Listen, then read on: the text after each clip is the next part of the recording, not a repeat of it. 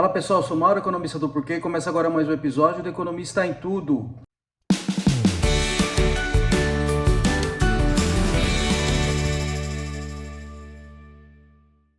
Para você que está chegando por aqui, eu convido a se inscrever no nosso canal e ligar o vídeo para receber as notificações.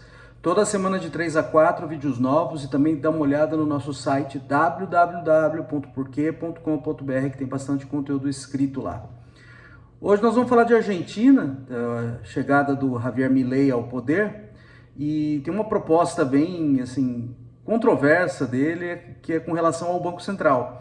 Ele fala em extinguir o Banco Central. E na verdade tem uma outra proposta que tem a ver com ela, tem muita relação com ela, que é a tal da dolarização, que a Argentina abriria a mão da própria moeda, o peso, em favor do dólar. São duas propostas complexas, não está muito claro se vai conseguir implementar, então vamos tentar pensar aqui por que tem alguma racionalidade essas propostas e os problemas que elas têm também. Tá?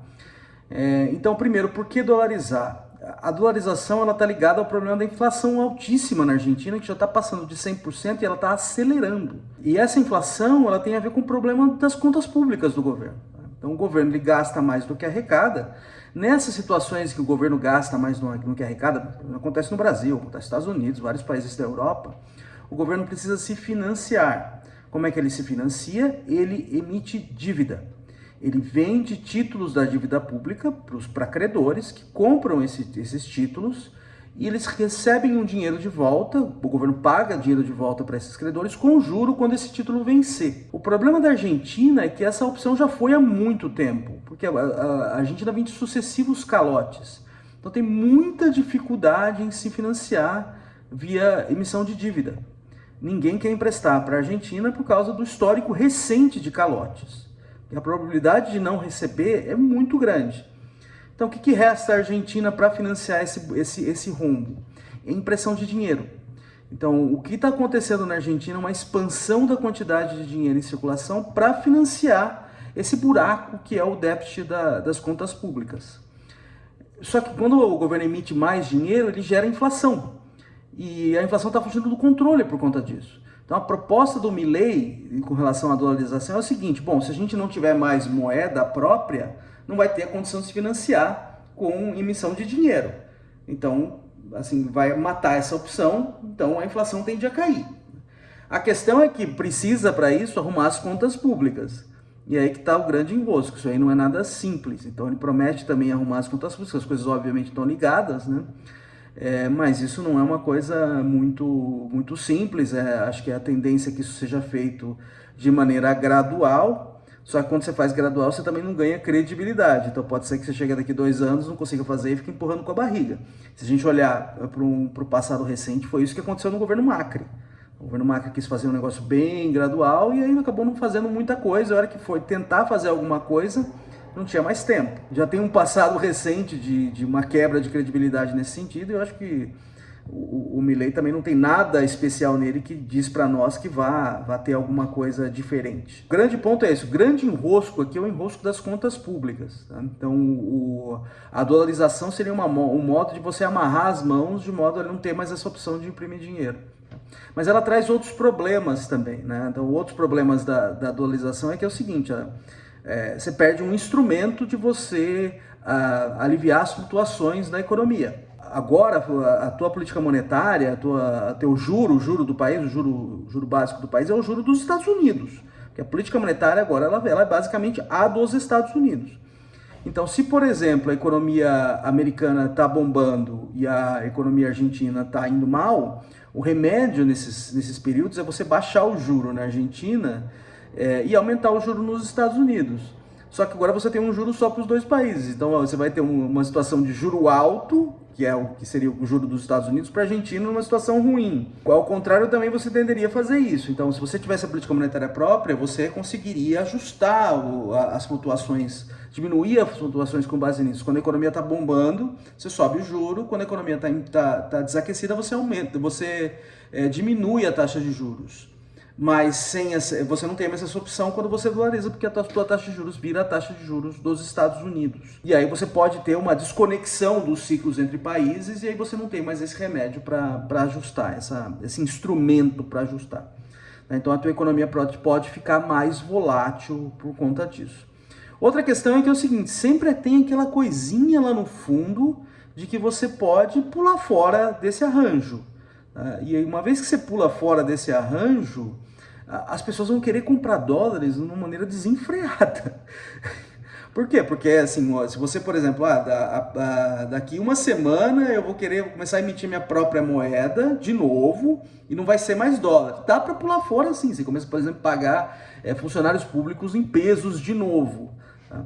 Se você tem esse bichinho ali no fundo, você cria um problema. Toda vez que cria uma expectativa que vai pular fora, você tem uma saída de dinheiro da economia porque tem um aumento, uma procura por dólares. Isso aí faz com que qualquer movimento de expectativa que o país vai pular fora da dolarização gera flutuações também. Tá? A gente pode pensar, mas isso não acontece, já dolarizou, você criou um custo muito grande de sair. Tá? Mas só para olhar para a Grécia. A Grécia, na zona do euro, ela adota o euro. Mas no meio da crise lá, começou uma perspectiva que a Grécia sairia do euro. Começaria a imprimir a própria moeda. Isso aí gerou mais volatilidade, ainda mais volatilidade. Outra coisa que você perde quando você dolariza é que tua taxa de câmbio agora é 1 para 1 com o dólar. Tá? E aí você perde também um instrumento que permite você aliviar as flutuações da economia. Então, por exemplo, quando a economia vai mal, a tua moeda tende a perder valor. Tá? Quando a tua moeda perde valor, ela deprecia frente ao dólar, você favorece as suas exportações. Tá? As suas exportações ficam mais baratas para os estrangeiros. Isso aí ajuda a dar um boost na economia, né? Dá um gás para a economia justamente quando ela está indo mal. Isso ajuda a diminuir as flutuações. Quando você tem um câmbio 1 para 1, a taxa de câmbio é 1 para 1, você perde também esse ganho adicional. Tá? Então, a dolarização ela tenderia a ajudar a combater a hiperinflação, lógico, mas ela traz um monte de custos que você perde vários instrumentos para diminuir a flutuação na economia. E pode até aumentar se você tem essa expectativa que o país pode pular fora. O outro ponto que tem a ver com essas propostas do Milei é o tal do fim do Banco Central. Tá? O Milei, assim, é uma proposta ousada de fechar o Banco Central. E uma das principais missões do Banco Central é manter a estabilidade de preço e para isso ele cuida da política monetária. Tá? Agora, se você não tem mais política monetária no país, não tem mais a sua própria moeda, você não perde a necessidade disso. Então, uma grande parte das funções do Banco Central realmente desaparece. E aí fala assim, olha, então você não vai precisar do Banco Central para isso? Não vai precisar do Banco Central mais? A questão é que o Banco Central faz outras coisas, tá? Outras coisas que são muito importantes para a economia. O que está em dúvida, que está no ar, é o seguinte, essas outras funções sem o Banco Central, elas vão para outros órgãos do governo, vão continuar sendo exercidas, ou elas vão sumir também. Tá? Essas funções são importantes porque elas ajudam a manter a estabilidade da economia, a estabilidade financeira da economia.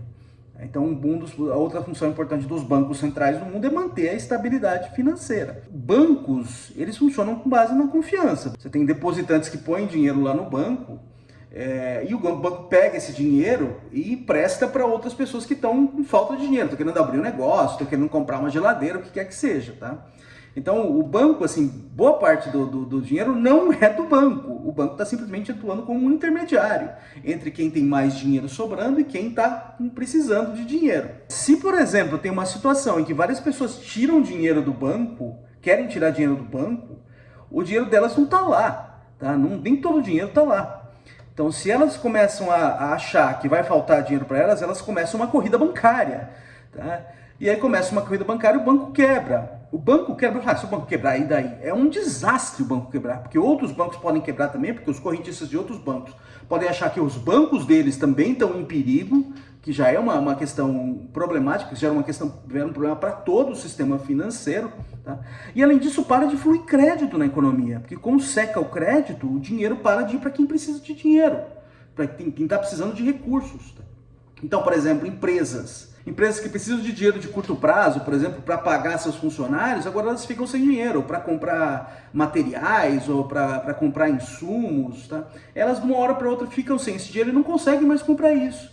Então pode ser que essas empresas também elas quebrem e isso aí aumenta o desemprego, que aprofunda ainda mais o problema da economia. Então assim, quebradeira de branco, crise financeira não é brincadeira. O Banco Central, os bancos centrais, eles ajudam a diminuir esse problema, tá? Então uma coisa que os bancos centrais cuidam é de seguro de depósito. O que é seguro de depósito? O Banco Central garante depósitos até determinado valor, tá? O que acontece com isso? Aí as pessoas não ficam desesperadas, correndo para pegar o dinheiro, porque elas sabem que tem um seguro lá. Então isso aí diminui a incidência dessas corridas bancárias.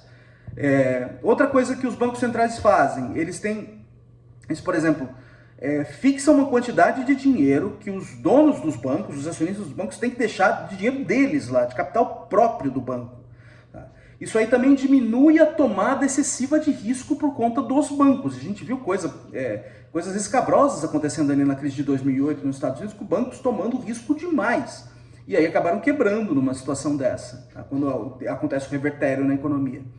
Quando você força os bancos a colocarem parte de capital próprio, você diminui esse efeito, porque é o dinheiro deles que eles vão perder também. Então isso aí também diminui a incidência de crises na economia.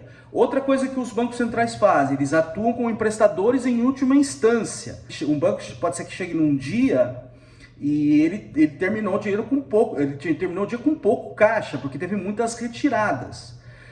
Então quando ele vai abrir no dia seguinte, pode ser que ele abra com pouco caixa, pode gerar um problema para ele, porque as pessoas começam a olhar e achar que não tem dinheiro, começam a correr e atacar o banco. Aí gera uma corrida bancária também. Então ele tem que chegar no mercado interbancário e tomar dinheiro de outros bancos que estejam ali com mais dinheiro que ele. Mas pode ser que ele não consiga fazer isso. Então o Banco Central tem ali uma janelinha do redesconto que fala assim, olha, se você quiser tomar emprestado, eu empresto para você a uma dada taxa. Então o Banco Central atua como emprestador em última instância. E isso aí também diminui a incidência dessas crises, porque o banco sabe que tem uma opção para não abrir o dia seguinte com pouca liquidez. Tá? A questão na proposta do Milei é o que vai acontecer com essas coisas. Tá? Essas coisas vão sumir? Essas coisas vão sumir, você aumenta a chance de crise financeira. Então essa é a questão. Quando acabar o Banco Central, se de fato a gente está indo nessa direção, essas funções super importantes do Banco Central, elas vão para outros órgãos e continuar sendo exercidas, ou elas vão sumir? Acho que essa é a grande questão agora para a gente olhar daqui para frente. É isso aí, pessoal. Muito obrigado por ter assistido o vídeo. A gente volta a conversar mais na semana que vem. Deem uma olhada no nosso site, tem bastante conteúdo escrito lá. O endereço é www.porquê.com.br. Também nas redes sociais, aqui no YouTube, no Facebook, no Instagram e no Twitter. E é isso aí, até a semana que vem. Um abraço!